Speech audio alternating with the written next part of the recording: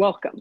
I'm Suzanne Goldberg, Executive Vice President for University Life, and I'm so glad you've joined us for this University Life Forum on returning to campus, what you need to know. And even if you're not coming to campus or you're already here, welcome. There's plenty for everyone to learn from what we'll discuss today. I want to start by acknowledging that we are having a summer and soon to have a fall unlike what any of us has ever known, and we are trying to find our bearings in new ways. Still, I know I'm starting to feel the excitement of getting ready for a new academic year, and I hope you are too.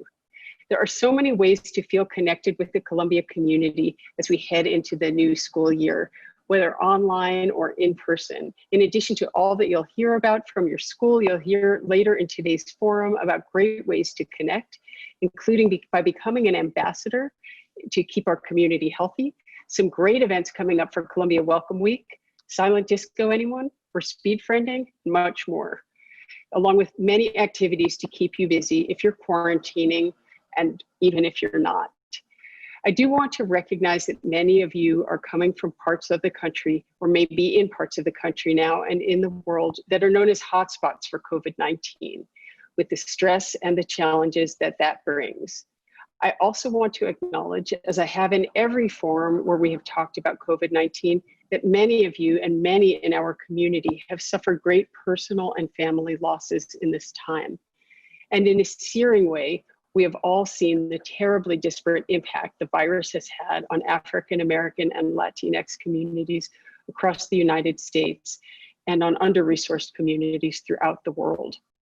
At the same time as we face these extraordinary challenges, we are seeing both within Columbia and in many places around the nation and the world that this challenge is bringing out strengths we didn't even know we had. And as we look forward to you bringing your strengths, your ideas, and your energy back to Columbia as we start the new academic year. Speaking of which, if you are interested in getting involved in University Life's work on inclusion and belonging across Columbia, including as part of the university's commitment to anti-racism, click on Get Involved or on Inclusion and Belonging on University Life's website and let us know. You'll also have opportunities to learn more about sexual respect and community citizenship and the new gender-based misconduct policies that you heard about in an email from the provost and me earlier this week. I want to turn now to our topic for today. Our focus, as you know, is on Columbia's COVID-19 testing requirements, including where and how to get tested, quarantine protocols, contact tracing, the Columbia Community Health Compact, and Symptom Self-Check Act, and mental health and self-care during quarantine. We'll also talk about accessing campus buildings and about what's happening with the libraries. Thanks to many of you for your questions, which will guide today's presentations. Some of you also had important questions about classes, course registrations, connecting with advisors and faculty, tuition, and other information specific to your school. And your school is the right place to go for that information. Not sure who to ask? You can reach out to your Dean of Students or your Student Affairs office. Not sure how to find them? You can look up your school and go online and look for Student Affairs, and that will be your path there. They will have a lot of very helpful information for you. And today we'll focus here on the requirements and the policies and the resources for the university as a whole. I want to remind you also that you can learn so much on the university's COVID-19 website. Just Google Columbia University and COVID-19. There's a special tab for students that will take you where you want to go. And always you can write to us at universitylife@columbia.edu. So our featured panelists to help us learn about everything we need to know are Dr. Melanie Bernitz, Associate Vice President and Medical Director for Columbia Health and Associate Professor of Medicine in the Center for Family and Community Medicine. Dr. Bernitz is a member of the university's COVID-19 task force, as am I, and we have been meeting regularly and will continue to meet regularly as we move to have you come back to campus, again, whether in person or online. Joseph Greenwell is our Vice President for Student Affairs at University Life, and he will be speaking with us about the compact, about the Symptom Self-Checker app, and how to get involved. Dr. Aisha Holder is a clinical psychologist at Counseling and Psychological Services with Columbia Health. She'll be talking to us about facing challenges in these changing, challenging times and self-care during quarantine. Edward McArthur is Vice President in Capital Project Management for Columbia University Facilities and Operations, and he will be talking to us about campus buildings, what to see, what to expect. And Ann Thornton is our university librarian and Vice Provost, and she will be talking to us, of course, about the libraries. Each of them will present responses to the questions you've asked. We'll also have time for questions and answers after the presentations. So if you're on Zoom, you can use the chat function to ask your questions. And if you're watching on the University Life website, you can send your questions to us by email at universitylife@columbia.edu. I'll turn now to Dr. Bernitz. So we're dealing with testing, contact tracing, quarantine. The list of questions is long. Please get us started.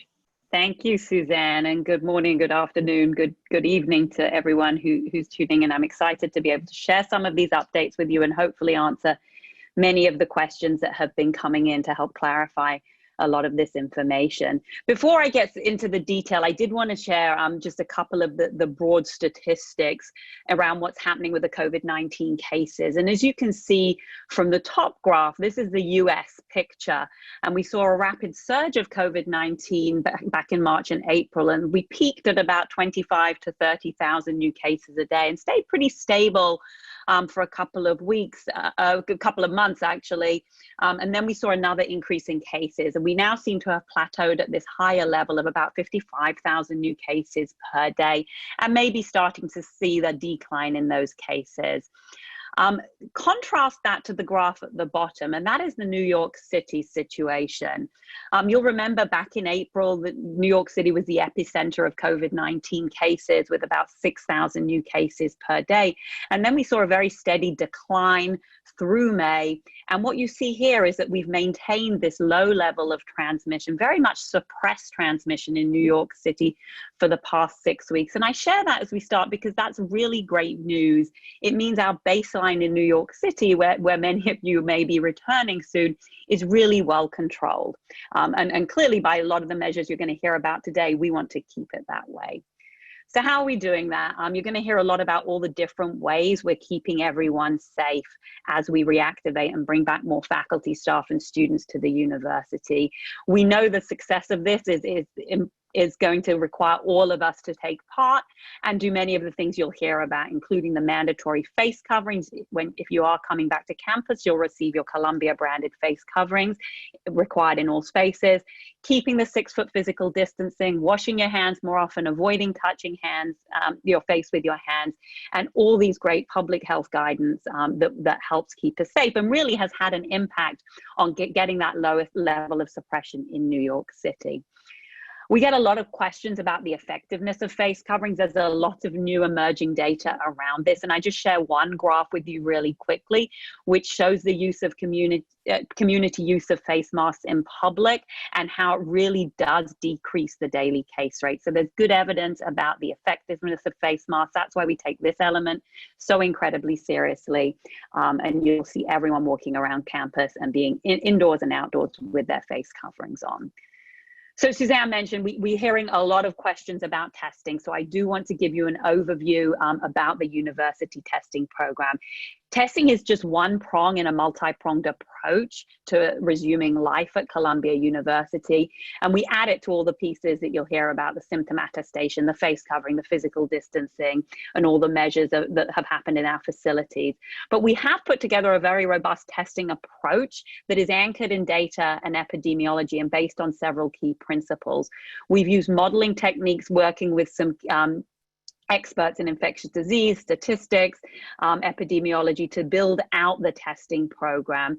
And we really believe it's the best approach for our community. What it does is it allows us to have a very flexible and adaptive approach to testing. So we see where New York City is, we'll see where campus is at baseline, but we do have the ability to flex and adapt this approach as the semester goes on. We use the data, we feed that in, and we will change as we need to. So what I share with you today is our current testing strategy, but know that we're looking at that data on a daily basis and we'll adjust as we need to. So the first piece is the gateway test, and the gateway test is required for every Columbia affiliate. It's really allowing us to set our baseline at entry, and this has been happening since June 22nd with the returning faculty, staff, and researchers, and is continuing with the fall resumption, and every student coming back to campus has to get their gateway test. This is true if you're living on campus, living off campus. If you're accessing campus, you will get your gateway test, and I'll explain how you do that. We've done, actually this number is probably out of date, I think over 3,000 tests so far. Then we have an ongoing strategy. And there's a couple of different prongs for that strategy. After the gateway testing for faculty, staff, and the majority of students, we are taking initially a random sampling approach. Again, given our level of prevalence, this allows us to continue to get on a weekly basis a spot check of what is going on campus. So once you complete your gateway test, you may the following week or a couple of weeks later receive an invitation saying you've been part of the random sampling and please come and get a repeat test. There is a slightly different approach for the small number of students who will be living in dormitory settings because of the increased risk of congregate living, and they will have a slightly more frequent testing strategy. But again, in both those strategies, we are using the data from New York City as well as from our testing program to adjust and adapt these protocols as we go through the semester. Oops, I'm jumping. So the important question, how do you get tested? Please, please, please, for answers to any of these questions, go to covid19.columbia.edu for full details.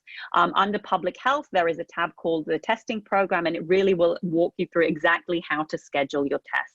All affiliates, students, faculty, staff use the same testing, the scheduling system right now. And it's an online scheduling portal. So you can log in, you'll see the 2 locations that are available for testing. On the Morningside campus, it's the Runarledge Auditorium and Lerner Hall. And at CUIMC, it's a Schaffer Gallery of the Black Building. Choose a site that is most convenient to you. It doesn't need to be the site where you are a student. We have large capacity, hundreds and hundreds of appointments each day. So you really shouldn't have any trouble scheduling. And we're open Monday through Friday. When you go to schedule, you see the variety of hours depending on the week. If you do have any trouble scheduling your appointment, email covidtesttrace@columbia.edu for assistance, and we'll help us resolve those questions. We ask that you schedule on the day you move in if you're moving into Columbia Housing or Columbia Residential. And if you're living off campus, schedule this prior to the date, the week prior to the date you expect to return to campus, so you have time to get to get your result before you come back to campus. For those living on campus, we ask you to wait and quarantine in your room while you await your test results. Your results will be sent, negative results will be sent via a secure link email as soon as they're available, and test results are generally turning around in about 24 to 36 hours. If you're part of the random sample, you'll get an email inviting you, and you'll get a 5-day window to do that test. So hopefully that'll be convenient for you. If you have questions about scheduling that, just email the COVID test trace email. Also a reminder, there is no cost to you for any of these tests. This is all covered by the university. And also remember, this is for the surveillance testing. This is for our affiliates who do not have any symptoms. If you are symptomatic, please reach out to your campus health service so that they can guide you on where to go to get testing. These are not sites for symptomatic testing. And also just to address really quickly, this is diagnostic testing. This is not antibody testing. We can talk about antibody testing, but the brief highlight is that we're not using that as a screening test because we really don't know yet if antibodies confer long-term immunity and what they mean. This is just for the diagnostic testing. There is only one exception to diagnostic testing. That is if you have had a positive COVID diagnostic test in the last 90 days. We'll be posting guidance, but again, if you have questions, just email us and we will help you get the right answers. Sorry. So what happens when you arrive at the testing site? Please complete the symptom attestation before you come. That's the Reopen CU app that you'll hear about. Wear your face covering. If you have your Columbia ID, bring it. If you don't have it yet, that's okay. You'll have the QR code from scheduling your appointment, and that will get you access to the buildings. You'll come in. That QR code on your phone will be scanned. You're registered in the system. You'll be given a label. You'll be directed to a testing booth where you will be observed self-collecting your own nasal swab. It's a lower nasal swab. You blow your nose, you swirl a Q-tip 3 times in each nostril, you pop it in the tube, and you leave. It should take you less than 10 minutes total. We've had people in and out the sites in 5 minutes, so it should be really quick and efficient for you. And then, as I say, you'll get email notification of your results. So just a word on contact tracing. We are, obviously, if we're testing, we need to have a connection with contact tracing so that we're able to identify any contacts of someone who tests positive to prevent further transmission. And this really does help control outbreaks and epidemics. This is a primary responsibility of state and local health authorities, but we have built our own internal Columbia University contact tracing team. So any individual who gets a positive test will be contacted very quickly by a member of our contact tracing team to ask about affiliates within the Columbia community with whom they've had contact for more than 10 minutes within 6 feet within the 48 hours prior to their positive test. That's how we define a close contact. We protect the confidentiality of the case. We don't share that with contacts, but we can then identify contacts and advise them if they need to quarantine and give them guidance on how to do that safely, provide them guidance on additional testing, follow up and support. And both positive cases will get a lot of support during their isolation period, and anyone who is required to quarantine will additionally get support. As I mentioned, we have our own contact tracing team, and we're working collaboratively with the City Test and Trace Corps. So quarantine seems to be another hot topic, and that is separating people who are healthy to make sure they don't become sick. And there's 2 scenarios for quarantine. The first is the travel-related quarantine that everyone's hearing a lot about, because New York State has put this in place for individuals coming to New York from these hotspot states. There are, I believe, 33 states and 2 territories on the list. That list is updated on the New York State Travel Advisory site every Tuesday. And you are required to undertake a 14-day quarantine if you come from any of those states. Additionally, there is quarantine recommendations for international arrivals. The CDC just updated their guidance, and our website reflects this. So it is now not a quarantine requirement for every international arrival, but only from certain countries. So please go check out the website so you can see if you are arriving internationally, if you are required to quarantine on your arrival. And then, as I mentioned, the quarantine is recommended for people who have been exposed to COVID-19. You can, in most cases for quarantine, if you live in an apartment, you can quarantine safely within that apartment. This really, unfortunately, does mean spending time in your room and only using the shared spaces such as the bathroom when necessary, but not hanging out in the shared spaces when other people are there. And if you are in a shared space, really taking a lot of care around the hygiene, the wiping down of surfaces while you're carrying out that quarantine.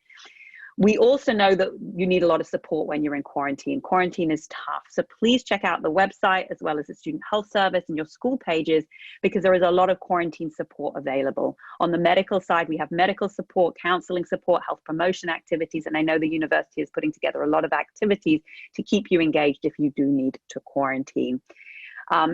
A question that comes up is, if I get a negative test, but can I test out of the required travel quarantine? And unfortunately, the answer is no.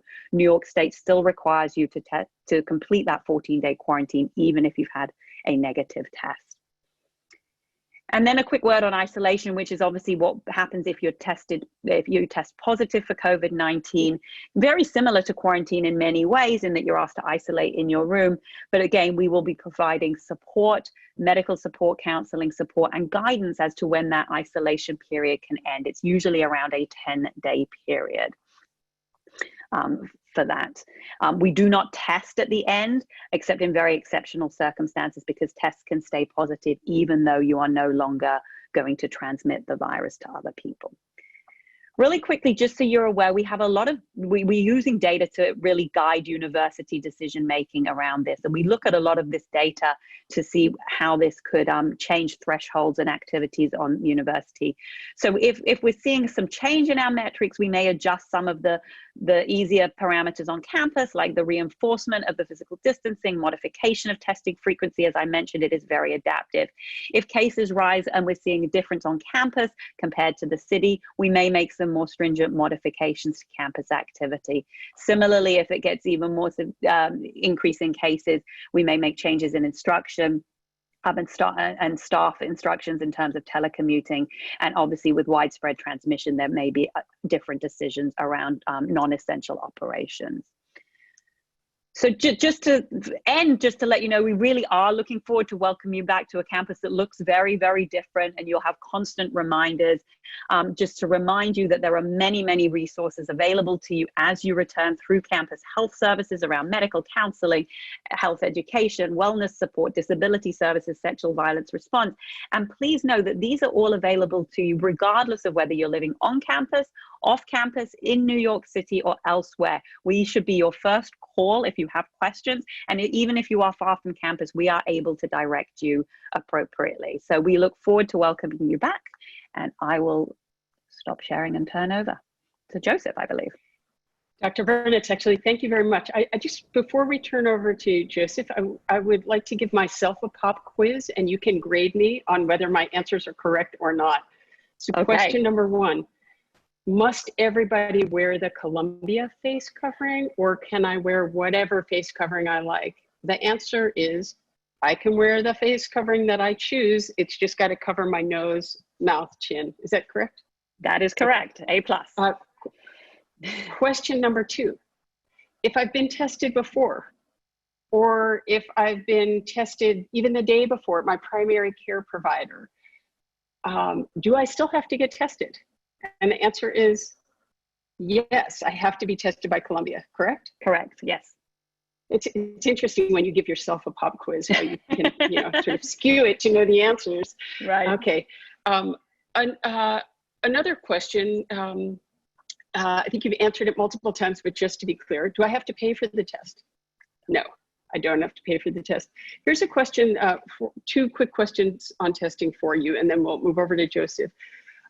One is, can somebody have their spouse or family members come and get tested in the gateway testing program you've just described? I think the answer is no, but I want to confirm. Unfortunately not right now. We are unable to test affiliates, just the way the system is set up. It is only our Columbia affiliates, but no non-affiliates. But certainly if you need help, there are many, many testing sites in the city, and you can email COVID Test Trace, we can direct you to resources, and we will be reopening the helpline next week. And again, we can redirect to city resources in the neighborhood around our campuses where folks can get tested.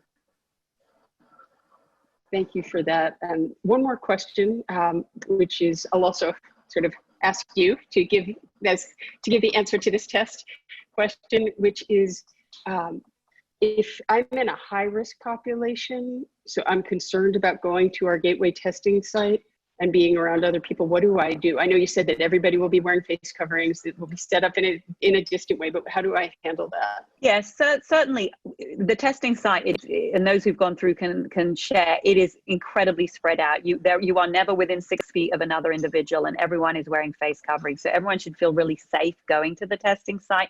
If you have specific concerns, again, email the COVID Test Trace. We can address them individually. We can tell you when it's an extra quiet time to come, if that makes you feel better. So we certainly want you to feel comfortable when you're going through the testing site, but we are very, very confident that all the precautions are in place with the setup as it is.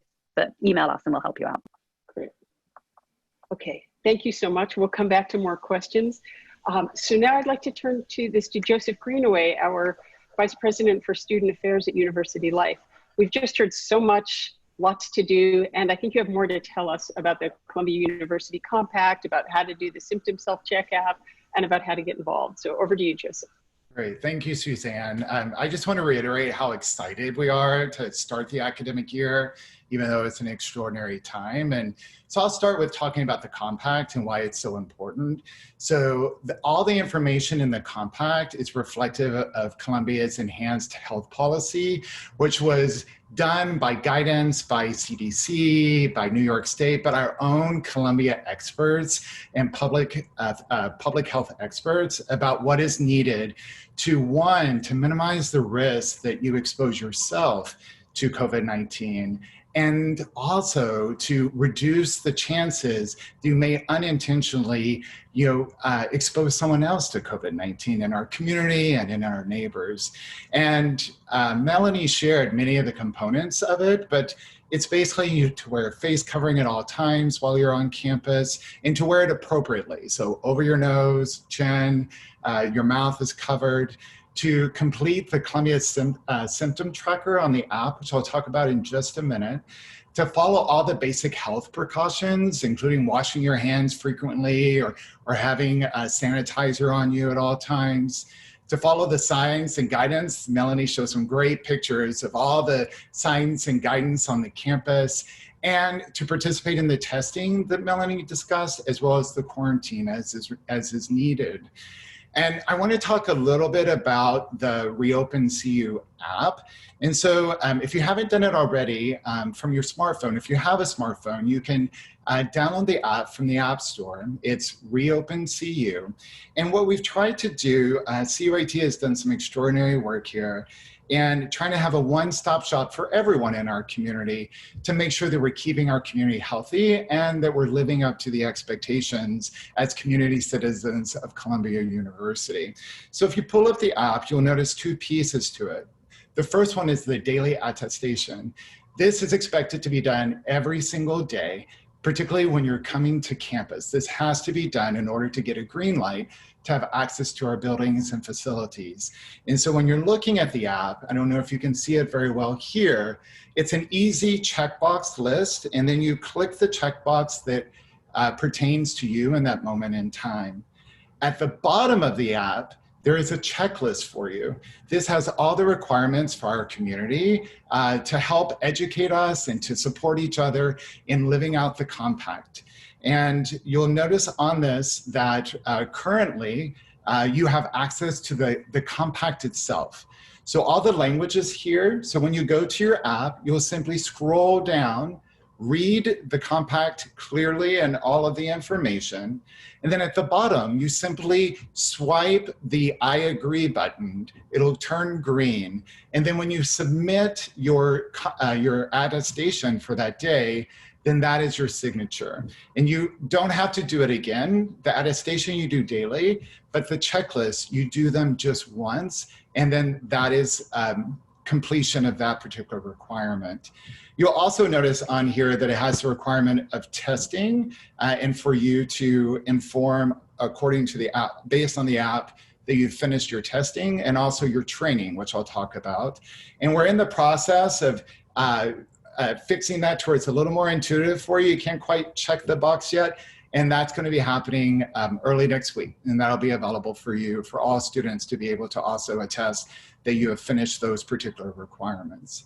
Regarding training, if you're a new student, then you should have received an email from University Life regarding pre-orientation. So as part of pre-orientation, there's a wide array of important information as a new student about being a community citizen here at Columbia and all the wonderful resources at Columbia. But there's also a COVID-19 piece to that as well. And by completing your pre-orientation, you complete the COVID training requirement.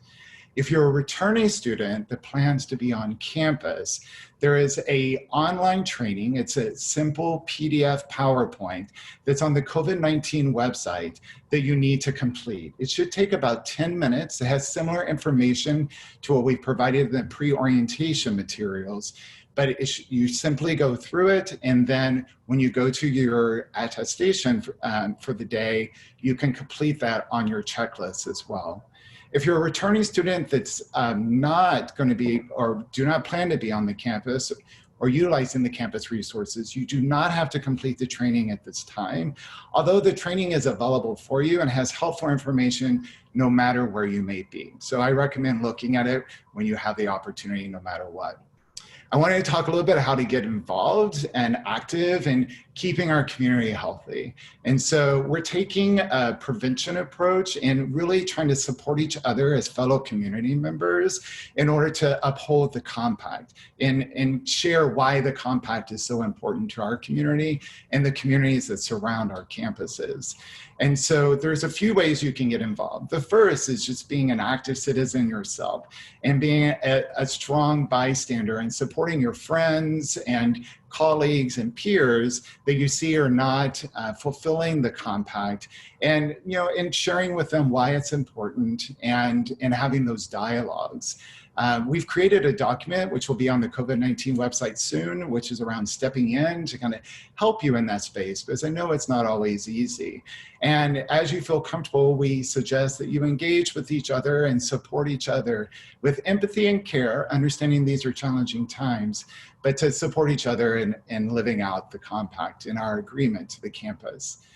The other way you can get involved is you can become a Keeping Our Community Healthy student ambassador. These are student volunteers that will be partnering with University Life, Columbia Health, and CUIMC Student Health Services in order to you'll be trained. The requirement is a 1-hour training, and then that will get you the information you need to fully engage with students no matter where you are, whether you be on campus or virtually, around the importance of the compact, education around the compact. We have a campaign that you'll be invited to be participatory in, as well as development of future resources and programs centered around the compact. You should have received an email about this, but if you're still interested in it, you can email us at universitylife@columbia.edu. And then you may not want to be an ambassador per se, but you might want the information because you're part of a student organization, or you have a group of students that really want to learn more and how to be active and involved. You can actually sign up for the same training, the ambassador training, via Columbia Health. And that information will be on the COVID-19 website soon as well. And so you can gather a group of friends or your student organization and then request a date and time. And we'll accommodate as best we can with schedules in order to accommodate that and to get you the the training that you need to be active members in supporting our campus community. So those are just a few ways, and there are many more that you can be active in supporting us and supporting our community to stay healthy. Joseph, thanks so much. And I should say, Joseph Greenwell, my close colleague. So we're really delighted and appreciative of all of the exciting opportunities for each of us on campus to get engaged. I want to just go back to the pop quiz one more time. So when do I need to, I'm going to test myself. You can tell me if I'm right or wrong. When do I need to fill out the CU symptom tracker app, right? When do I need to fill that out? The answer is every day that I'm coming to campus. I need to answer the questions about whether I have symptoms or whether I might have been exposed. I cannot come to campus unless I do that. Don't walk on, so the point is, don't walk onto campus, or if you happen to be living on campus, don't leave your room before you fill out the symptom tracker app, right? That is correct. And I can sign the compact there, and I can confirm that I've done my testing there. And can I share? So Dr. Bernitz, you'll get a green light as well. And on your phone, you could do notifications that will remind you to do your attestation on your app itself, on the phone itself. So I suggest doing that. Great. And if you get a red, which means that you've either been exposed or you have symptoms, then the app provides you with more information about what to do. And Dr. Bernitz, just one more time from you. You shared an email before about where to go with questions about COVID testing at Columbia. Yes. Can you remind us of that email one more time? COVID test trace, COVIDTESTTRACE at columbia.edu. COVID test trace at columbia.edu. It is posted on the website. We will add it to the Q&A. Okay, so This is already a lot of information. There's more to come. We are in incredibly challenging times. We're fortunate to have Dr. Aisha Holder here to remind us of the skills we have and offer us some new ones to think about how to manage in challenging times, whether you're about to quarantine or you're not quarantining, but just dealing with all of the challenges that we're currently facing. So over to you, Dr. Holder. Thank you, Suzanne. Hello, everyone. Thank you for having me. During the University Life Forum on July 22nd, I shared a few thoughts on how to manage stress in healthy and constructive ways. And today I want to focus on how to cope with change. Life represents a series of changes. We've all experienced transitions. Some of them are planned, others happen unexpectedly. Sometimes change represents positive moments in our lives, and other times it could be defined by disappointment and loss. I think we can all agree that this COVID-19 pandemic has created significant changes in virtually every aspect of our lives, acknowledging that for some it has resulted in devastating circumstances. So I want to take a moment to share a few strategies on how that can be helpful in managing change. So one strategy is to determine what level of control you have over a situation. We can spend too much time on things that we have no control over. Evaluate your level of control of a situation by asking yourself, where is change possible? What actions you can take and or support you can enlist from others to facilitate that change. And this can help us feel less stuck in difficult situations. Another strategy is to use this time of significant change to identify your priorities. A mark of resilience is being able to see change as an opportunity rather than something to only fear. Transitions can help us think about our priorities and what we value in our lives. For some of you, maybe the pandemic has helped you to reconnect with your passion for creativity. Or maybe the pandemic has provided opportunities to better prioritize relationships and emotional connections in your life. But having more clarity about our priorities, our goals, and our values can help us be more resilient in the face of change. A third suggestion for managing change is to think about transitions and challenges that you've successfully managed in the past. Identify ways in which you've been resilient and effectively faced adversity. Consider what attributes and actions that you took that made a positive difference in guiding you through past challenges. By focusing on our strengths, abilities, and assets, we can feel more empowered and prepared to meet uncertainty and the challenges that lie ahead. The practice of self-compassion is also helpful during times of change. Frankly, it's a practice that we can benefit from no matter what is happening in our lives. With self-compassion, we give ourselves the same kindness and care we would give to a good friend.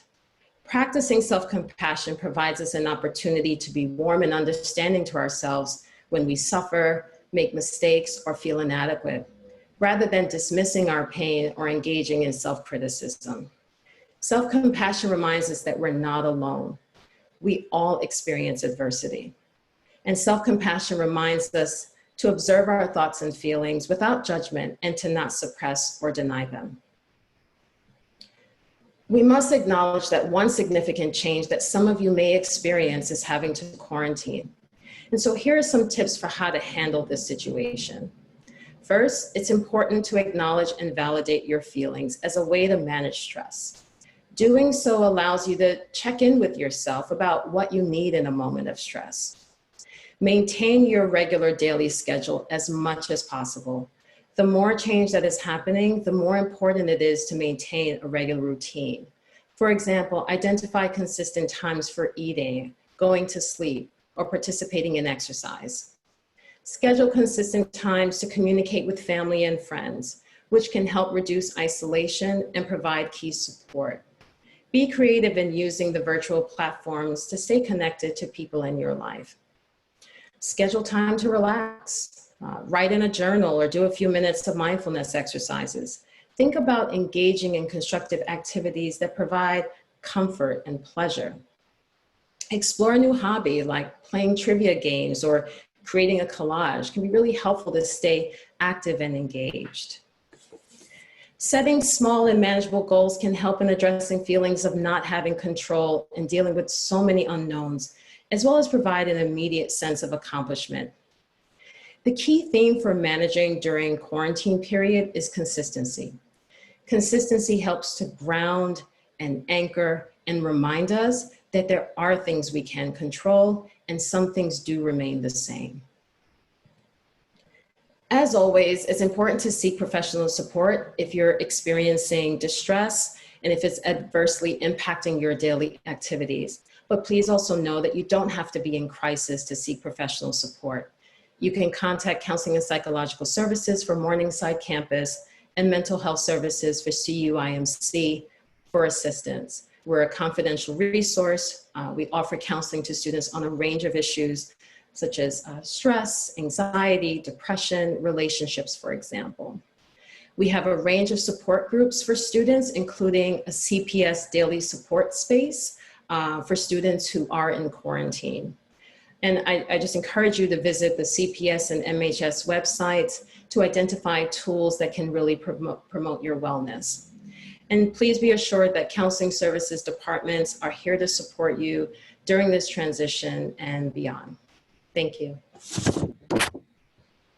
Thank you so much, Dr. Holder. And one thing I have heard from Columbia Health on the Morningside and the Medical Center campus is that students are using these services more than ever. And so know that it's good to reach out if you want the help, if you want to get connected, if you're not sure. There are a lot of students joining support groups. It's a great way actually to connect with other people. There are special support groups during quarantine. And just, there are, as we've learned, many challenges in this time, but also some opportunities. And what you've just described is really a great opportunity for each of us to tap into our skills, to learn something new. I'll confess that I'm trying to learn how to play piano, which I'm not sure the rest of my family is enjoying so much, but it's my new activity. So I will not be sharing that at a university life forum in the playing form, but I just offer that as, taking on a challenging hobby can also be interesting. Okay, so Edward McArthur, Columbia Facilities and Operations, talk to us about what campus looks like. Can we find hand sanitizer everywhere? What is the deal with getting in and out of buildings? Help us understand what it's like actually returning to campus, with the reminder that before anybody comes onto campus, you must do the CU Reopen app, which will include your symptoms check and reinforce that you've done the training and the compact as required. Okay, over to you, Edward. Yeah, that's right, Suzanne. Thank you so much. And we're going to demand a concert from you in a few months, so you better practice up. We're excited about that. Yeah, just to reiterate what my colleagues have said previously, so there's a lot of effort has gone in behind the scenes by a lot of different parties, particularly facilities and operations. So I'm the Vice President of Planning and Capital Project Management. And in that capacity, I'm going to be speaking on behalf of the Facilities and Operations Group this morning for a few minutes, just to give you a little bit of an overview of what we've been doing. So in addition to our normal duties with maintenance and capital projects that we typically undertake during the summer when the campus population is reduced, the various business units within facilities, we've all been really combining our efforts and prioritizing the efforts to reopen the campus in a safe way for everyone who's coming back for the academic year. We've been working very closely in coordination with all of our academic, research and administrative partners in the schools and departments across campus. So that's everyone from arts and sciences to engineering to athletics and campus services, so a little bit of everyone, to work to help them as they work on their operational academic plans, to also work with them on how their facilities are set up and ready to be returned from at least modified activities for the academic term. So we have done many things, and I'm going to give you a few key takeaways. Many of the things you won't see because they're a little bit behind the scenes, but at least we want you to be aware of them. So in our colleagues in our operations and engineering group have been making changes to our building mechanical systems to improve ventilation. This includes upgrading air filtration and introducing more outside air following the CDC guidelines, New York State Department of Health, Department of Building guidelines, and also something called ASHRAE, which stands for American Society of Heating, Refrigerating, and Air Conditioning Engineers, which is the gold standard for any engineering and HVAC system design. All of these are based on their modified COVID standards. We've also been installing touchless sensor-activated flushometers and faucets in the restrooms across campus. And we've introduced enhanced cleaning protocols, particularly for high use and high traffic areas such as restrooms, elevators, building lobbies. We're disinfecting and cleaning the high touch areas twice daily. And we're cleaning classrooms twice daily. And every week we've introduced a specialized, what's called an electrostatic cleaning in our classrooms. We've increased the frequency of what we steam clean public restrooms monthly. Now we're doing it on a weekly basis. And so we've really overall enhanced our cleaning protocols and frequency across the campus. All of this is included really in greater detail on the COVID-19 Resource Guide website. So in anything we've talked about today, I definitely encourage you to check that out. The interesting thing we've been working on actually as well is determining the occupancy of all of our buildings following New York State requirements. This is something that my team in particular has been working on with our partners at the various schools and departments across campus. And we've also been focusing on the allowable occupancy of communal spaces, particularly classrooms, conference rooms, and the like. This really is leading us to supplement that. We're also introducing a signage across campus. And if Nina, if you could put that up for me on the screen, this is a small sample and a very small sample of the signage that we've designed and introduced to be across the campus. And so I think this is 4 signs out of about 35 to 40 that we have. You saw it in Dr. Melanie Bernitz's presentation earlier.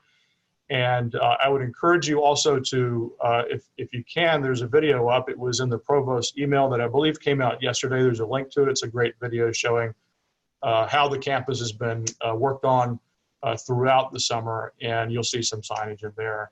So a lot of the signage is providing guidance, reminders, essentially public service announcements, and giving you also their decals on floors around, particularly in areas where you might queue, just so that you know to stand 6 feet apart. And these are very important guidelines that you can pay attention to. So you'll see that throughout the campus. If you've in fact been on campus, you've probably seen it already. So very briefly, in terms of building access, and this was spoken about just a few minutes ago, of the various, not only the testing and so on, and the daily symptom self-check attestation, but access the buildings will be secured, and you can access all the buildings via your CU ID card as typical, which is linked to your uni, and your uni is linked to all of the testing and compacts and so on that you should be doing. So we are trying to maintain and be careful about the population of our buildings overall, and we're going to be monitoring that as we go as much as possible so that buildings are not over-occupied following New York State guidelines and requirements. And so finally, just in terms of dining, one of the things that we've been working hard on, and my colleagues in campus services, specifically dining services, been doing, is I want to give you a couple of key items to take away, and I can continue hopefully to answer some questions afterwards. But in terms of dining, the board plan dining will be available for John Jay, for JJ's Place, Chef Mike's Market, which is at King's Table, and also Ferris Booth Commons. All retail options, so Cafe 212 at Lerner, Uris Deli, Carlton Lounge, and Linfest Cafe will all be open. However, just note that Blue Java at Butler Library and the cafe at the Forum will not be in operation. What we call third-party retail dining establishments, so that would be Joe's Coffee at Northwest Corner and at Pulitzer, will be open, but not at Dodge Hall, unfortunately. The cafes in IAB on the 6th floor and also at Philosophy will be open, but the hours there are to be determined right now. Menus will be posted on the dining website, so you're definitely encouraged to go to the dining website. And students can all use the dining app to order their meal for the next day. And each meal will be individually packaged, and it'll be labeled with a student name and delivered to each residence hall and left in the common area. So that generally covers it. I'm sure there are a lot of other questions, and I encourage you to go to the website for guidance as well. This is all for now, and I'm going to stick around for any questions that you guys may have. And Edward, just one quick follow-up. The ordering the day ahead, that's for students who have the university meal plan, right? That's not for everybody. Other dining will be accessible to everybody, but that particular one is if you do have a meal plan with Columbia, right? That's correct. Yep. Okay. And one other building question for right now that we've gotten, I'll actually turn this one over to Joseph, which is about Dodge Gym on the Morningside campus. Is that opening? We know that New York State has just announced the gyms might be opening with some reduced capacity. So where are we on that? Sure. This is true to my heart as someone that works out as well. So I'm happy to say that the athletics is looking at the guidelines right now. We just got them, I think, yesterday. And the intent is to follow the guidelines and with inspector availability to work toward opening based on the guidelines with a reduced capacity with focusing on students. Thank you for that. And Edward, I want to underscore something that you just said, which is about what's on the website. If you are interested in a deep dive into the details of facilities and operations and the particulars of the cleaning systems that have been put in place and all of that, you can find that on the university's COVID-19 website. If you're not sure yet how to find the university's COVID-19 website, just Google Columbia and COVID-19. Columbia University and COVID-19, you'll find it. And there's really quite a lot of detail online. And of course, you can always write to University Life with more questions, and we'll make sure they get to the right place. Okay, so lots and lots of questions about the libraries. And we are so fortunate to have the university librarian here with us to talk with us about what's happening at Columbia Libraries. Can students access them? When? How? Will they stay online? Talk to us, Ann Thornton, help us understand what's happening. Yes, thank you, Suzanne. And I'm especially delighted to be speaking with you from inside Butler Library, where library staff are busily preparing for the arrival of many of you on campus, and also continuing to serve all of you in many ways online. Your libraries are dedicated to providing students and our entire community with a safe and productive return to on-site library services. And physical access to libraries, just as you've been hearing about access to other buildings, is going to look and feel different at the start of fall term. And I'm eager to share the highlights of that with you. So I'm going to share slides real quick. Let's see if I can share my screen here. Great. All right. And I think you should be seeing this soon. Okay, good. All right. So on August 31st, we will open 6 libraries for study spaces, and students, regardless of whether or not you live on campus, will be able to access libraries. As long as you take the steps that you need to take in order to access campus buildings, because your ID will need to be linked with the steps that you've taken, like the gateway test and the symptom attestation, and abiding by the health compact. And the seats in the libraries may actually be reserved in advance to ensure that you have a place to study. And we're looking at designating some spaces for quiet study as opposed to places where you can also sit and participate in online classes, because we've heard that that is also a need that many of you are hoping that the libraries can help you with. And access to the archives and special collections will be available by appointment starting in September. Face coverings are going to be required. You've already heard this, that face coverings are required at all times on campus, That's true in the libraries as well. We've rearranged furniture to support physical distancing, and we will be monitoring spaces for adherence to the health compact. And because face coverings are required to be worn at all times and in all spaces, food is not going to be permitted. And as you just heard Ed say, Butler's Cafe, the Blue Java Cafe, will not be opening. Custodial staff will be doing frequent cleaning of high-touch surfaces, and there will be supplies of wipes for library users to wipe down their own spaces. And we have hand sanitizer stations throughout the libraries that are opening, and so you will find that as well. 3 of the 6 libraries are going to be open 7 days a week, and the maximum hours to start at the beginning of fall term will be either 8 a.m. to 8 p.m. or 9 a.m. to 9 p.m. depending upon the library. Conditions permitting, additional spaces will be opened as the fall term progresses, and hours may also be extended beyond these initial schedules. So books.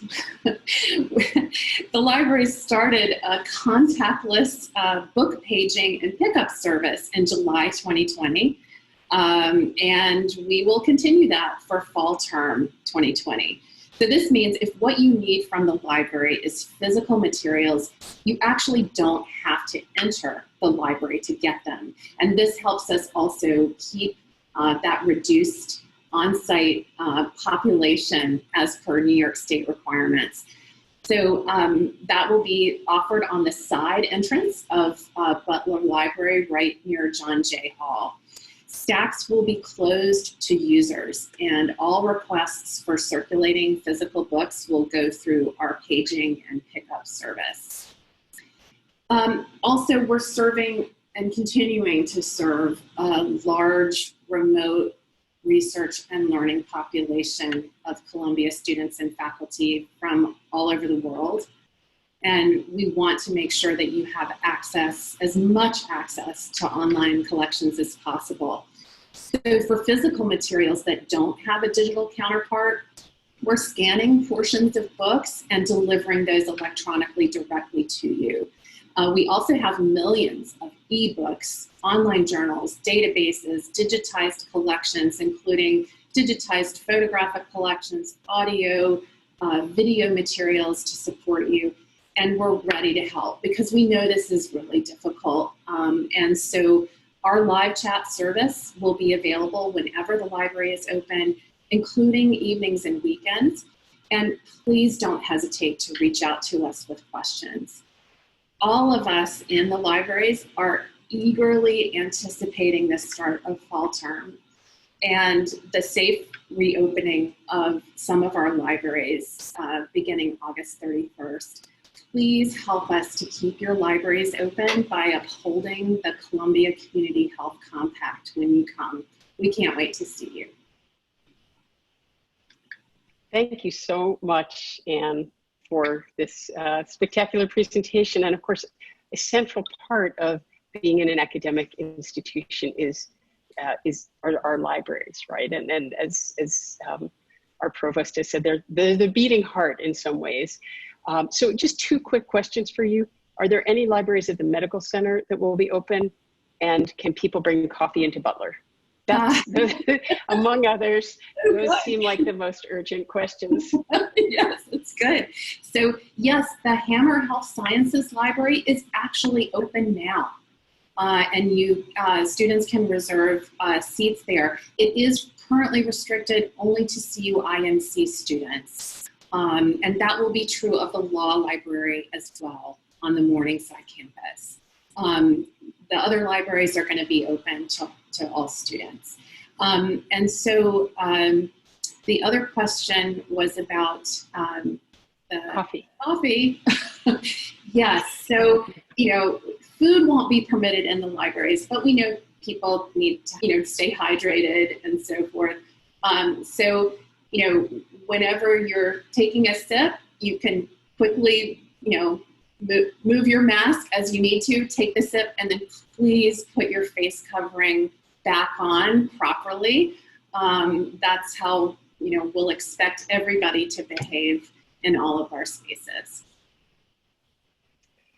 Thank you so much. It's wonderful to see. And I have to say, if you are a student and you have not yet gone onto the Columbia Library's website, I would like to give you a little mid-August homework assignment and say, go ahead and do that. It's extraordinary. You can get lost on the website for days. I mean, you feel like you're in the library. So thank you for bringing it back to us, both on keeping it for us online and bringing it back to us physically. So lots of questions, lots more questions, and hard even to know where to start. But Dr. Bernitz, I'm going to start with you with some questions about testing, some of which you answered before, but I think it never hurts to repeat. Okay, I'm just going to go lightning round with you, if that's all right. Yep. Okay, question 1. Can testing from a location outside of Columbia suffice can that satisfy the Columbia testing requirement? Unfortunately, no. We require everyone to come through our testing sites. And just the one follow-up to that, there were some questions in the chat for people who've had testing done at the John Jay location since June 22nd as part of the research ramp-up. That does count as the gateway test. Anyone who's had it done at John Jay through the testing site as part of the research ramp-up, not part of the medical service for symptomatics counts, but then you have to come through our testing sites. We do not accept outside test results. And a key part of the reason for that, as I understand, is that we want to be sure consistently for everybody who comes onto campus that the testing is the highest quality That's possible. Exactly right. Exactly. Yeah. So what happens if a confirmed test comes in? What if someone goes in and tests, they're asymptomatic? You've already told us that if you're symptomatic, you should contact your provider, Columbia Health or Medical Center Health. But if if I go in and get tested, I'm feeling fine, and then it turns out my test is positive, walk me through what happens, and then also who else will be notified? A great question. So the first thing that happens is you'll get a phone call from one of our clinicians to notify you of your positive test result, to explain what that means and what you need to do now. We want to check in. Do you have any symptoms? Maybe you're just starting to feel unwell, and we picked this up in your pre-symptomatic phase. So really answer all your questions and take care of your medical and mental health needs. Make sure you know how to isolate safely, what resources we need to connect you to. So that's the first thing that happens. The second thing is we'll explain to you about the contact tracing process. So you're in all likelihood going to get 2 telephone calls from contact tracing. The first will happen very rapidly, and that will be from our Columbia University contact tracing team. That's so we can evaluate where you were during the period you would have been considered infectious, which is 48 hours prior to that positive test, or 48 hours prior to the onset of symptoms if you do have symptoms. And that's anyone you were within 6 feet of for more than 10 minutes. So maybe people that you live with potentially. Hopefully no close contacts in the Columbia setting, because our classrooms, for those who are having in-person classrooms, everyone is 6 feet apart, so they don't count as close contacts. But we'll go through the contact tracing evaluation with you to identify if there is anyone else we need to notify, to warn them that they may have been exposed, and to give them advice on quarantine. In terms of who knows, this is confidential health data, and we keep it very private. This is part of the same electronic medical record system that we use for any of your health information. But we'll ask you if you want us to let anyone in your school know, if you want us to help you do any notification. You don't have to do that. So the school will know that an individual within their school has tested positive. They won't know if it's a faculty or a staff or a student, but they will know, just so that the school kind of is aware, oh, we may have to clean a space. You may notice a group of students are not coming to class because they've been placed on quarantine. But again, your identity will not be shared without your explicit consent, and we'll explain what that means to you. So those are the processes. While you're in isolation, we will be checking on you from a medical standpoint every day to see how you're feeling. And then at the end of the isolation period, making sure we're giving the appropriate clearance to return to your normal activities and your resumption of daily life. So there'll be a lot of support, not only on the day you get notified of that test result, but throughout that period of isolation. Thanks so much. And I don't know if anybody any of our community members have had this experience of suddenly being worried, maybe I am positive and I didn't know this, and was I sufficient, did I protect the people around me enough, right? And did I keep on a mask, and did I keep my distance? Because none of us wants to be in the position where suddenly we have a surprise positive test and we put other people at risk, right? Our friends, our family, the people we buy food from, or somebody at a store. So this is why all of the testing we're doing and all is linked so closely to the key pieces of the compact and the essential importance to keep distance, to keep masks on, and to do all of the things we've talked about. And in a previous forum, I think there was a question about whether this is serious, the compact, and I want to be very, very clear. It's extremely serious. This applies to all students, all faculty, and all staff who are on the Columbia campus and in Columbia spaces in any way. If you're not on campus, it's still really important, because none of us anywhere wants to risk exposing anyone. And if you're on campus, it's your obligation. And so, Joseph, I want to turn to you for a moment and ask this question, which a number of students have asked. Well, I'm worried that my friends or my classmates are not going to keep on their masks, or they're not going to keep distance. And so how are we handling accountability to the compact, to keeping the compact? Sure, thank you, Suzanne. Our first approach is prevention, and so we are trying to do a lot of education and support. But ultimately, if people are not following the compact, we are hopeful that most people, it's just a simple reminder and it won't become a conduct situation. If it was to become a conduct situation, one, you can file a report easily with on University Life with the file report system. There is a drop-down that has the compact on it, and then you can share information there, or you can go to the student conduct website as well to file a report.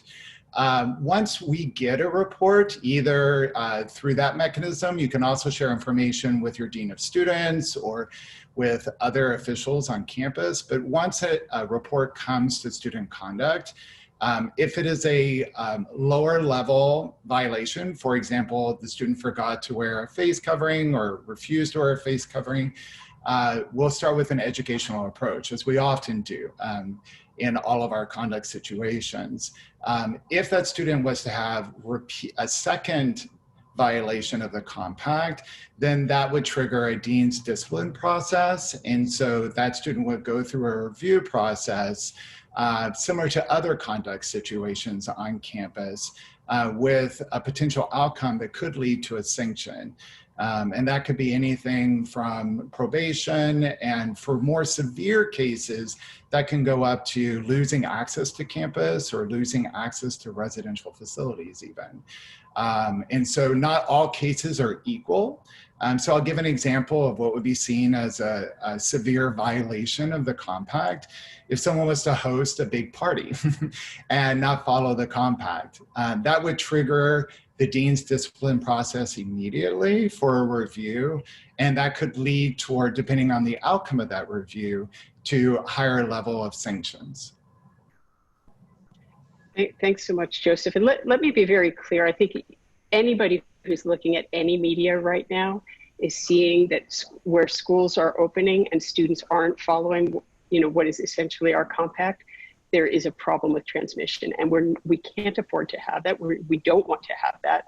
And that is part of why we are deeply sort of focusing in on making sure that you have the training, you have the support, and most of all, that all of us knows, everybody in the community knows, this is about how we want to be as a community, right? This is about being responsible for ourselves, being responsible for each other. It's about, being a good person in our community. And Joseph, just one more quick question, and then I have a few more questions for some others. We'll do it quickly. Just remind us where students who are new students already have the training in their Welcome to Columbia tutorial, the pre-orientation to online tutorial that you've received if you're new to Columbia.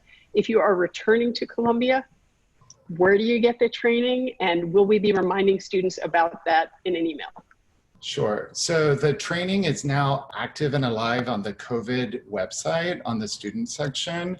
I try to send a link in here, and I'm still figuring that out technically, and I'll try to send a link out to this group. And there will be email communication that will be sent out to everyone to make sure everyone has the access to the information needed. Great. Okay. Thank you very much. Dr. Bernitz, back to you, and then I'm going to pop around a little bit more. So if I'm a student and I've gone through my gateway testing and I want to get tested again, can I keep getting tested? How does that work?